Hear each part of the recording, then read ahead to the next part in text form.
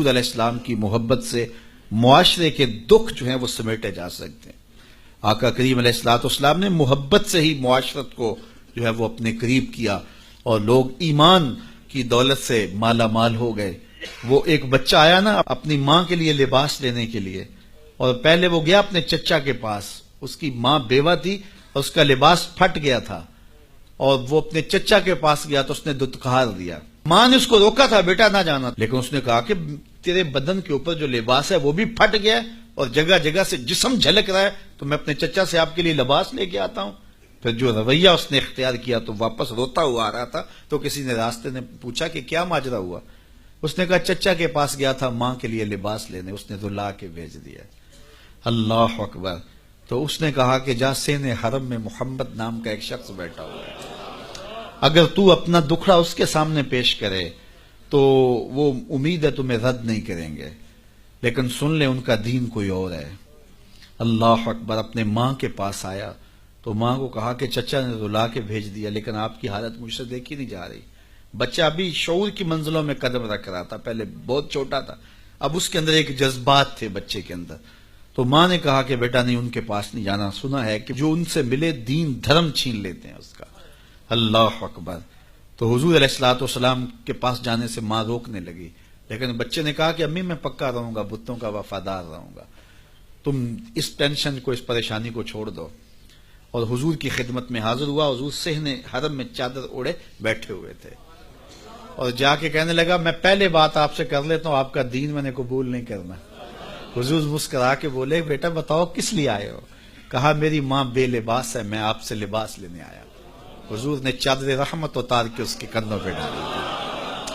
اللہ اکبر۔ وہ واپس آ گیا اور ماں پر حضور کی چادر اڑائی۔ اللہ اکبر۔ اور ماں نے کہا کہ بیٹے اس نے اپنا دین تو نہیں تجھے دیا؟ کہا نہ، میں نے پہلے کہہ دیا تھا تیرے دین نہیں مانوں گا۔ ماں کہنے لگی پتر اس کا دین ماننا چاہیے، یہ جس نے رحمت کی چادر ہمارے سر پہ تان دی۔ اللہ اکبر۔ تیری تک کے ادامہ میں مرید ہو گئے۔ اس بوڑھی عورت کا قصہ بھی آپ نہیں بھول سکتے، جو گھر کا سامان باندھ کے اپنے دروازے پہ بیٹھی ہوئی تھی، اور اس نے سنا تھا مکے میں ایک جادوگر آیا ہے جسے ملتا ہے اس کا دین چھین لیتا ہے، کہیں ایسا نہ ہو کہ کہیں اس سے ملاقات ہو جائے اور وہ دین ہی میرا چھین لے، مجھے شہر چھوڑ دینا چاہیے۔ گھر کے تھڑے کے اوپر سامان باندھ کے بیٹھی ہے۔ حضور بھی گزرے تو اس نے دیکھا تو کہا بھتیجے یہ سامان میرے سر پہ رکھ دے۔ حضور نے سامان اٹھایا، دیکھا تو بوجھل تھا، وزنی تھا، اور بڑھیا کو دیکھا تو کمزور تھی، تو کہا کہ بڑھیا اگر چاہو تو جہاں چاہتی ہو میں خود نہ چھوڑا۔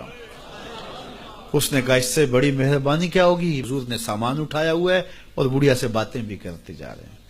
تو بڑھیا کو کہا کیوں جا رہی ہے؟ اس نے کہا کہ سنا ہے یہاں ایک جادوگر ہے جو لوگوں کا دھرم لوٹ لیتا ہے، لوگوں کا دین لوٹ لیتا ہے۔ میں نے ساری زندگی بتوں سے وفا کی ہے، میرے آبا و اجداد نے بتوں سے وفا کی ہے، میں چاہتی ہوں دین اجداد ہاتھ سے چھوٹ نہ جائے، آخر اس شہر میں رہتی ہوں کہیں مل نہ جائے۔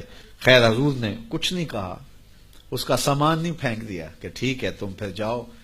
سامان اس کا اٹھایا اور جہاں تک اس نے جانا تھا سامان پہنچایا، سامان سپرد کر کے واپس پلٹنے لگے تو اس نے کہا بچے اپنا نام تو بتا دے، لوگ کہیں گے کہ مکہ چھوڑ آئی ہو تو بتاؤں گی ایک جادوگر کے دکھ سے چھوڑ آئی ہوں، تو وہ کتنا برا بھلا کہیں گے شہر مکہ کو کہ جس مکہ سے لوگ نقل مکانی کرنے پہ مجبور ہو گئے، تو میں انہیں یہ بھی بتاؤں گی کہ جس مکے میں جادوگر رہتا ہے اتنا اچھا نوجوان بھی رہتا ہے، تو تیرا نام لیا کروں گی، تیرے قصیدے پڑھا کروں گے۔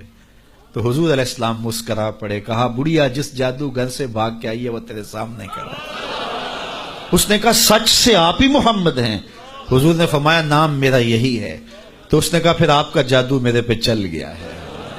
اللہ اکبر۔ تیری تک کے ادامہ میں مرید ہو گئی، لوگوں کی خدمت کریں، بوڑھوں کے کام آئیں، دکھیوں کے کام آئیں، مصیبت زدہ کے کام آئیں۔ حضور یتیم ہو کے یتیم پرور تھے، لاچاروں کی مدد کرتے، لوگوں کے گھروں میں پانی بھر کے دے دیتے، اور دکھیوں کے کام آ جاتے اور مصیبت زدوں کے کام آ جاتے۔